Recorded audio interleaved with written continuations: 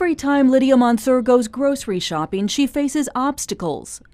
The roads are very, very, very difficult, and they never think of blind people, at least not in East Jerusalem or the West Bank. Miss Lydia, as her friends call her, prefers to shop in the Palestinian-controlled area, where she can stretch her limited resources. Now it takes us almost an hour to get through the checkpoints, but we can save so much if we do some shopping in the West Bank. Miss Lydia shops not only for herself, but for 36 students at the Peace Center for the Blind, an educational and vocational center she founded 30 years ago in East Jerusalem. Although she's a Palestinian Christian, her students are mostly Muslim. The purpose for this center is to help these women to be independent. I decided to give them basic education because they were not at school at all, and vocational training, which meant hand knitting, crocheting, machine knitting, stool seating, etc. If we hadn't started this center, many people would be left without education, without a job, without any interest perhaps in life. Karima joined the staff after going through the school's vocational training program. They gave me the permission to do everything, and I feel confidence in myself. That's why they let me do everything, because I'm independent and I know how to do everything. In the day I graduated, the day I got my certificate was my happiest day ever. Students learn to read and write along with skills they need to take care of themselves. They create products to sell, giving them an opportunity to earn an income.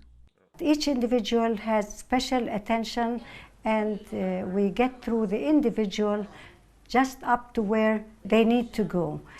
Some finish universities, and if not, they go to the vocational center. At least they have something to help them in the future. Miss Lydia was born near Jerusalem and lost her sight when she was only 2. But she was determined that blindness would not hold her back.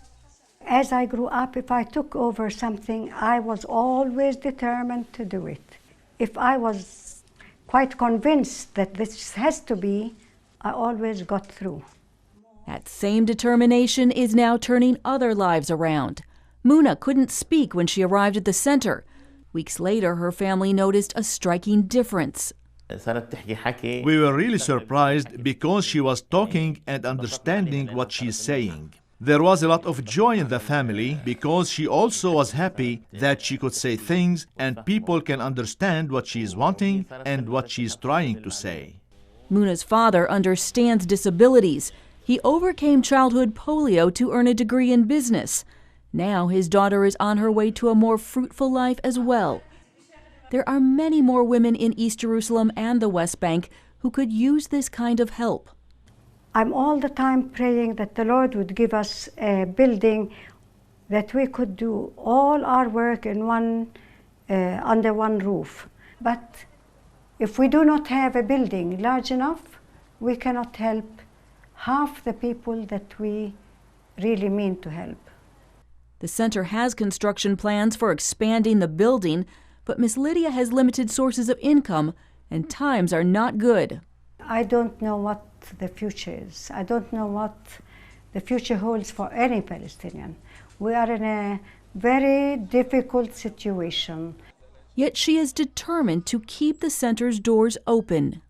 Everybody in life, every child has to be given a chance to prove what they can do.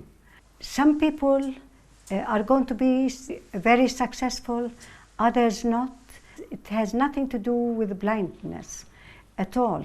But I believe that everybody should be given an opportunity. Heather Sells, CBN News.